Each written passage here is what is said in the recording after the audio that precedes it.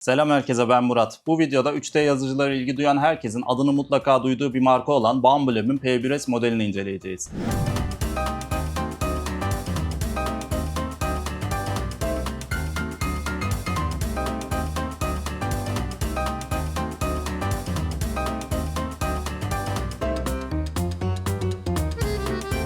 Eğer bir Bambu Lab yazıcı satın aldıysanız birinci hedefiniz büyük ihtimalle çok renkli bir baskı almaktır. Durum böyleyken AMS modülü olmayan bir 3D yazıcıya ben Bambu Lab demem.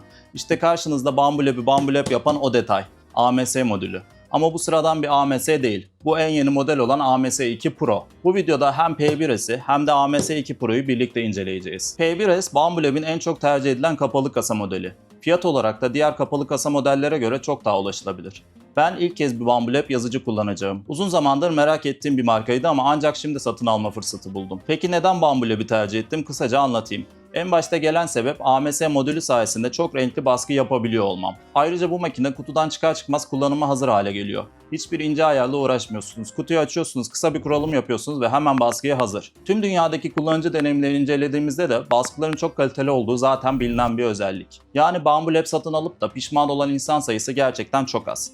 Birazdan kutu açılımına geçeceğiz ve hep beraber P1S'i AMS2 Pro modülüyle kullanıma hazır hale getireceğiz. Hadi kutu açılımına gidelim.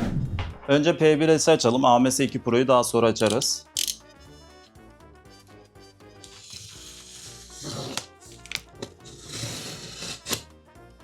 Buraları büyük ihtimal hızlandıracağım.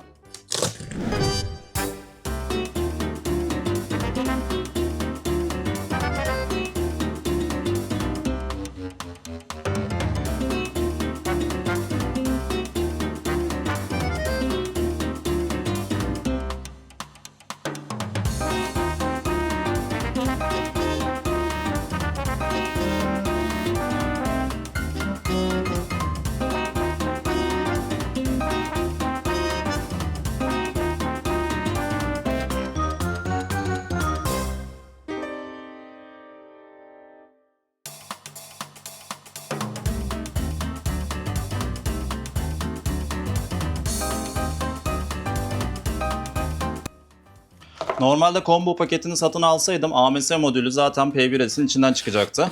Ama bu standart bir AMS olmadığı için, en yeni model olan AMS2 Pro olduğu için makinenin içinden çıkmıyor AMS modülü. Bu neymiş ya? Önceden bunun içinden gemi için motor çıkıyordu, şimdi piyano motoru çıktı. Piyano müzik box.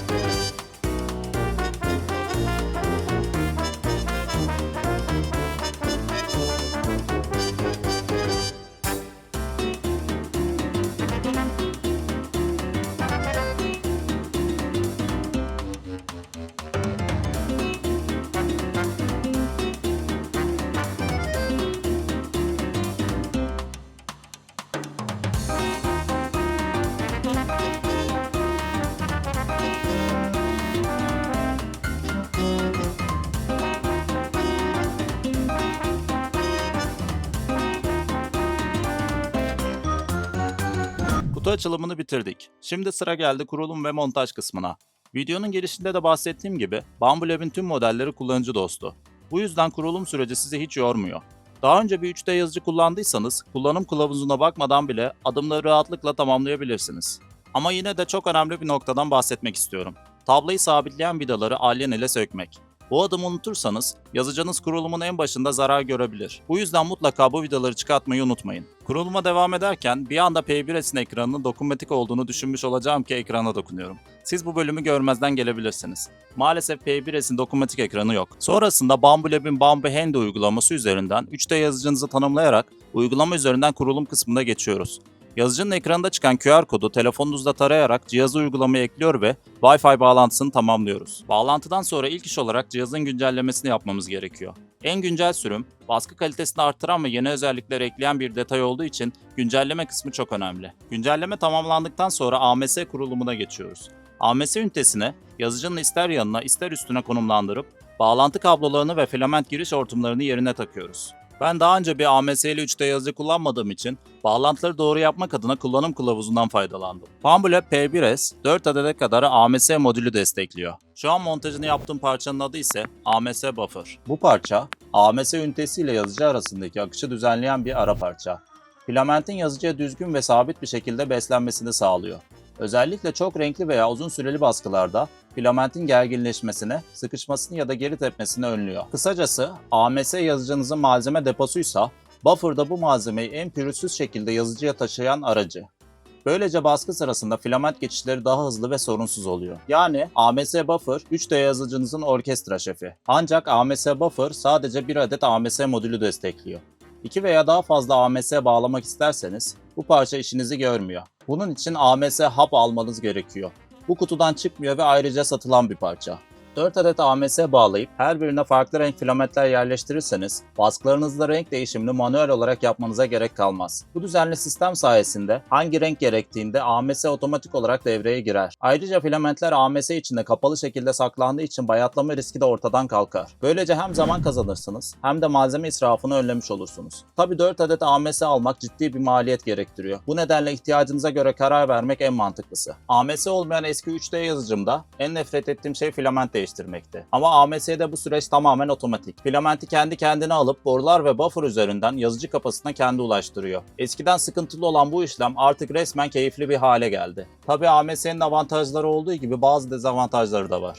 Cihazın kutusundan çıkan alyan, vidalar ve yedek parçaları kaybolmasın diye bir alet kutusu bastım. İlk hevesle de AMS ile çok renkli baskı almak istedim. Sonuçta bu baskı tam 8 saat sürdü. Eğer tek renk bassaydım sadece 2 saatte bitecekti. Bunun en büyük sebebi her renk değişiminde yaklaşık 2-3 dakika harcaması ve her katmanda bu değişimi 2-3 kez tekrarlaması. Renkli baskı ile basılacak şey var, basılmayacak şey var. Her model için renkli baskı almak mantıklı değil. Unutmamak lazım ki her renk değişiminde filament artığı da oluşuyor. Yani renkli baskılar görsel olarak çok keyifli olsa da süre ve malzeme israfı açısından da iyi düşünmek gerekiyor. Bu videoyu Bambulab P1S'i ilk kullanmaya başladıktan bir hafta sonra montajlayıp yayınladım. Bu süre içinde birçok baskı yaptım ve genel olarak gerçekten çok memnun kaldım. AMS modülü bence çok güzel bir detay. Hem renkli baskılar yaptım hem de tek renk baskılar. Her iki durumda da AMS modülü çok işe yarıyor. Filament değişikliğinden nefret eden biri olarak baskı bittikten sonra farklı renkte bir baskı yapacağım zaman filamenti çıkartmakla uğraşmıyorum. AMS'nin içindeki diğer rengi seçip doğrudan kullanıyorum. Açıkçası bu şekilde kullanmak AMS'yi daha çok sevmeme sebep oldu diyebilirim. Bu video bir reklam değil, ürünü kendi paramla aldım.